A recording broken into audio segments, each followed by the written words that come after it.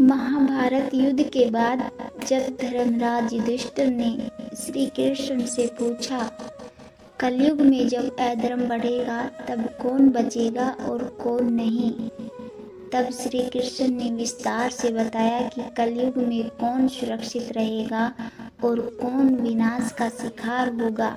उन्होंने कहा कि यह युग कठिनाइयों से भरा होगा, लेकिन फिर भी कुछ लोग इससे बचे रहेंगे। तो आइए जानते हैं कलयुग में कौन बचेगा और कौन नहीं।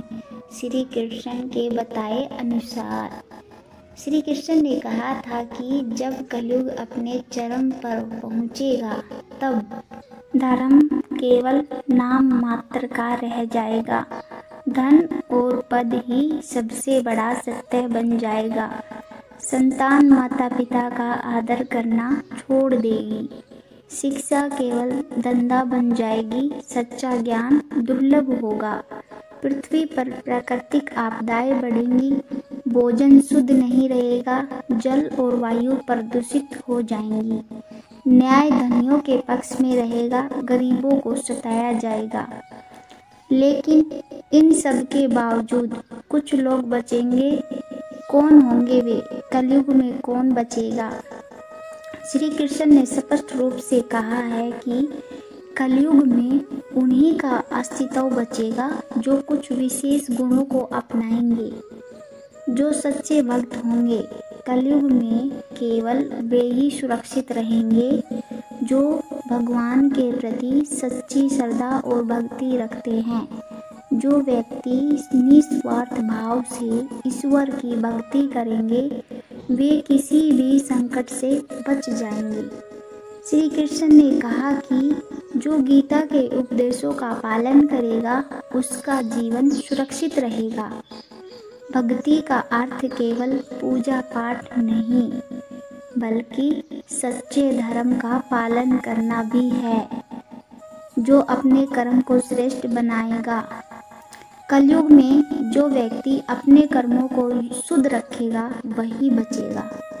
अधर्म करने वाले, कपट करने वाले और भ्रष्टाचार में लिप्त लोग धीरे धीरे नष्ट हो जाएंगे। जो मेहनत और ईमानदारी से जीवन जिएगा वह कलयुग में सुरक्षित रहेगा। गीता में श्री कृष्ण ने कहा, कर्म करो लेकिन फल की चिंता मत करो। जो सत्य बोलेंगे और न्याय के साथ खड़े होंगे। कलयुग में सबसे बड़ा युद्ध सत्य और असत्य के बीच होगा। जो लोग सत्य का मार्ग छोड़ देंगे वे विनाश को प्राप्त होंगे। श्री कृष्ण ने कहा, जो अन्याय के खिलाफ खड़ा होगा वह बचेगा। जो झूठ, छल और पाखंड का सहारा लेंगे वे धीरे धीरे खत्म हो जाएंगे। जो संयम और सरलता से जीवन जिएंगे। कलयुग में भौतिक सुखों की लालसा सबसे बड़ा पतन का कारण बनेगी। जो लोग सादगी और संयम से जीवन जिएंगे वे बचे रहेंगे। जो व्यक्ति लोभ, क्रोध और अहंकार से दूर रहेगा वह विनाश से बच जाएगा। जो अपनी बुद्धि और विवेक का सही उपयोग करेंगे। कलयुग में केवल वही लोग बचेंगे जो अपनी बुद्धि का सही उपयोग करेंगे। जो भीड़ के साथ बह जाएगा वह गुम हो जाएगा। जो अपने निर्णय स्वयं लेगा और सही रास्ते पर चलेगा वह कलयुग के प्रभाव से बच जाएगा। श्री कृष्ण ने कहा था, जो सविवेक से सोचेगा वही सही दिशा में बढ़ेगा। कलयुग में कौन नहीं बचेगा? जो अधर्म और अन्याय का मार्ग चुनेंगे। जो दूसरों को सताएंगे, झूठ बोलेंगे और पाप करेंगे वे धीरे धीरे नष्ट हो जाएंगे। महाभारत में श्री कृष्ण ने कहा था, जो अधर्म करेगा उसे समय के साथ विनाश झेलना ही पड़ेगा। जो लालच, क्रोध और अहंकार में जिएंगे। जो केवल धन और भौतिक सुखों के पीछे भागेगा वह विनाश को प्राप्त होगा। जो अपने अहंकार में दूसरों को तुच्छ समझेगा उसका अंत निश्चित है।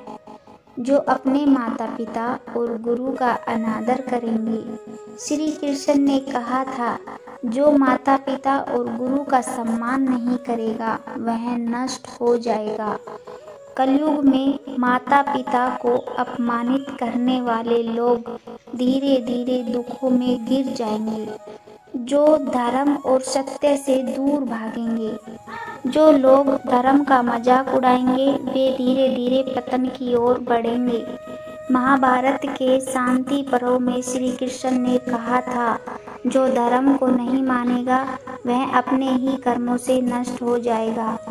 जो अपने कर्मों से दूसरों को पीड़ा देंगे, जो छल कपट झूठ हिंसा और अन्याय से दूसरों को कष्ट देंगे, वे समय अपने कर्मों से बर्बाद हो जाएंगे। श्री कृष्ण ने कहा था, जो जैसा करेगा उसे वैसा ही मिलेगा। इस कथा से हमें क्या सीख मिलती है? सच्ची भक्ति और अच्छे कर्म करने से ही कलयुग के प्रभाव से बचा जा सकता है। सत्य और न्याय के मार्ग पर चलने वाला व्यक्ति कभी नष्ट नहीं होता। धन, पद और लोभ का मोह न करे, क्योंकि यही पतन का कारण बनता है। अहंकार, क्रोध और कपट से बचे, क्योंकि यह विनाश की ओर ले जाता है। श्री कृष्ण के गीता उपदेशों का पालन करें, क्योंकि वही कलयुग में बचने का सही बड़ा उपाय है। श्री कृष्ण ने महाभारत और भागवत पुराण में स्पष्ट कहा था कि कलयुग में वही बचेगा जो सत्य, धर्म, भक्ति और अच्छे कर्मों के मार्ग पर चलेगा। जो व्यक्ति लोभ, पाप और धर्म में लिप्त होगा, उसका धीरे धीरे पतन होगा।